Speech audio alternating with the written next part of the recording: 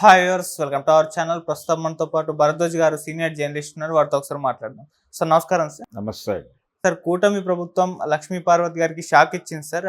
అంతకుముందు జగన్ గారి హయాంలో ఆమె ఆంధ్ర యూనివర్సిటీకి గౌరవ ఆచార్యురాలుగా ఉండే కదా సార్. ఇప్పుడు ఆ పదవిని తీసేస్తున్నట్టుగా మన ఆంధ్ర యూనివర్సిటీ వాళ్ళు ప్రకటించడం చూస్తున్నాం సార్. మరి దీన్ని ఏ విధంగా చూడొచ్చు? ఇది కూటమి ప్రభుత్వం ఇన్వాల్వ్మెంట్ తీసుకుని ఆమెను తీసేస్తున్నట్టుగా మాట్లాడుతున్నారు సార్. యాక్చువల్గా ఆవిడకి తెలుగు అకాడమీ చైర్పర్సన్గా నియమించారు. ఓకే. అయితే ఇవన్నీ కూడా నియామక పదవులు. ఈ నియామక పదవులు ఎప్పుడైతే ఏ ప్రభుత్వం అయితే నియమిస్తుందో ఆ ప్రభుత్వం వెళ్ళిపోయిన తర్వాత ఆటోమేటిక్గా వీళ్ళందరూ రిజైన్ చేయాల్సి ఉంటుంది. కొంతమంది చెయ్యరు, ఆ ప్లేస్లో వేరే వాళ్ళని తీసుకొస్తారు. అయితే ఈ పదవితో పాటు ఆవిడకి ఆంధ్ర యూనివర్సిటీలో ఈ గౌరవ ఆచార్యులుగా ఒక పదవి ఇచ్చారు. ఈ పదవి ఏంటంటే ఎవరైనా తెలుగు విభాగంలో రీసెర్చ్కి వెళ్ళే వాళ్ళని ఈవిడ అప్రూవ్ చేయవచ్చు. ఓకే. ఆ అధికారం ఉంది ఆవిడకి. అయితే ఆవిడ యాక్చువల్గా ఆ ఉద్యోగం పెద్దగా చేసిన పరిస్థితి లేదు. ఆవిడ తెలుగు అకాడమీ చైర్పర్సన్గా ఉంటూ ఎక్కువ శాతం పార్టీ వ్యవహారాలు, పార్టీకి సంబంధించిన అంశాలు ఏదైనా మీడియాతో మాట్లాడటం, ఇలాంటి వ్యవహారాల కంటే పొలిటికల్ ఏరియాలో ఆవిడ ఎక్కువ టైం స్పేర్ చేశారు.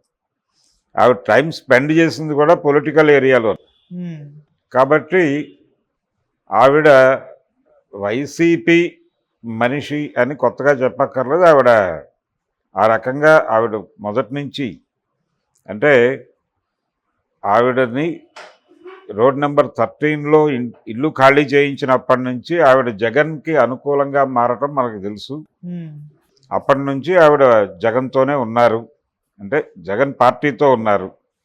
కాబట్టి లక్ష్మీ పార్వతి వైసీపీ మనిషి అని కొత్తగా ఎస్టాబ్లిష్ చేయక్కర్లేదు. వైసీపీ వాళ్ళందరినీ తీసేయటంలో భాగంగానే ఆవిడ్ని కూడా తొలగించారు. ఆవిడ్ని అంటే తెలుగు అకాడమీ చైర్పర్సన్గాను, అలాగే ఆంధ్ర యూనివర్సిటీ గౌరవ ఆచార్య పదవి నుంచి కూడా ఆవిడని తప్పించారు. ఇప్పుడు ఆవిడ ప్రస్తుతం ప్రతిపక్ష హోదా కూడా లేనటువంటి పార్టీకి ఒక నాయకురాలు, అంతవరకే. సో ఆవిడ అలాగే ఈ విషయం మాట్లాడారు ఇంతకుముందే. నిజానికి ఆవిడ వేతనం తీసుకోలేదు యూనివర్సిటీ నుంచి అని కూడా చెప్పారు. ఇప్పుడు యూనివర్సిటీ అధికారులు ఎవరైతే ఆవిడ్ని ఈ పదవి నుంచి తొలగిస్తున్నామని చెప్పాడో కిషోర్ గారు, ఆయన చాలా స్పష్టంగా చెప్పిన మాట ఏంటంటే, మేమేం వేతనం పే చేయలేదు యూనివర్సిటీ అకౌంట్ నుంచి అని. అది గౌరవ ఆచార్య పదవి. గౌరవ ఆచార్య పదవి ఎవరైనా రీసెర్చ్కి వెళ్ళేటట్లయితే ఆవిడ కూడా ఒక అప్రూవల్ ఇస్తే అది కొంచెం ముందుగా వెళ్తుంది అనేది. అది కూడా తీస్తారు. ఇప్పుడు అవేవీ లేవు.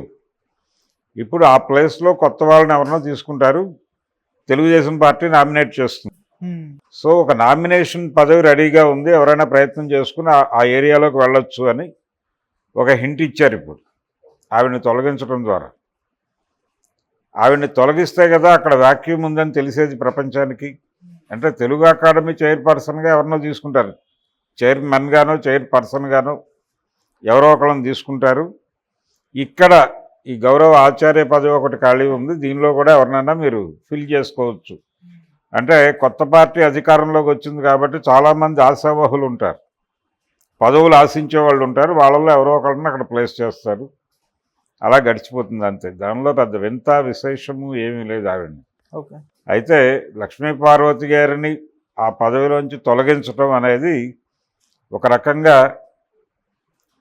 అత్తగారి ఉద్యోగాన్ని తీసేసినటువంటి అల్లుడు గారు అన్న కాంటెక్స్ట్లో వెళ్ళొచ్చు. ఓకే.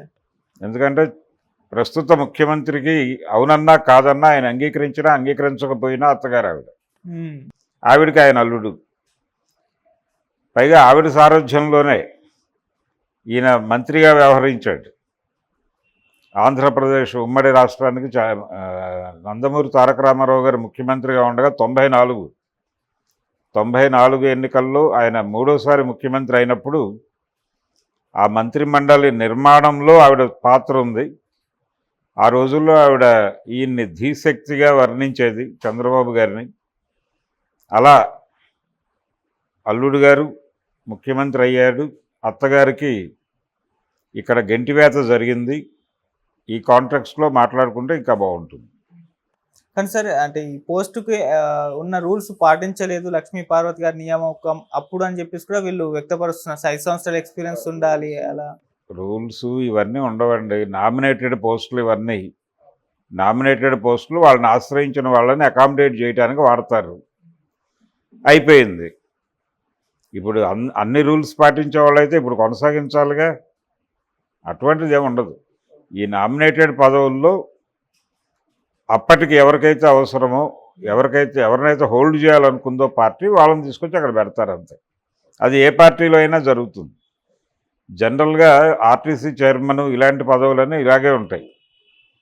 వాళ్ళని పట్టుకుని పాకులాడే వాళ్ళకి ఆ పదవులు ఇచ్చేస్తారు. అలాగే అధికార భాషా సంఘం అధ్యక్షుడు ఇలాంటివి కూడా, ప్రెస్ అకాడమీ చైర్మన్లు ఇవన్నీ దాదాపు అలా నామినేట్ చేసే పదవులే. నామినేట్ చేసిన తర్వాత కొంతమంది ఆ పదవికి వన్నె తెచ్చే ప్రయత్నం చేస్తారు. అంటే తాము ఏం చేయాలని కాన్స్టిట్యూషనల్గా ఉందో డిజైన్ అయ్యి దాన్ని పూర్తి స్థాయిలో ఎగ్జిక్యూట్ చేయడానికి ఒక ప్రయత్నం చేస్తారు. అలాంటి వాళ్ళు జనాలకు గుర్తుంటారు. లేదు ఏదో మనకి ఈ పదవి ఇచ్చారు అని ఆ పదవిని అక్కడి వరకే చూసి, ఓకే, లక్ష్మీపార్వతి గారు ఆవిడ పొలిటికల్గానే చూసింది. నిజానికి ఆవిడకి అకాడమిక్స్ మీద కొంత అవగాహన ఉంది.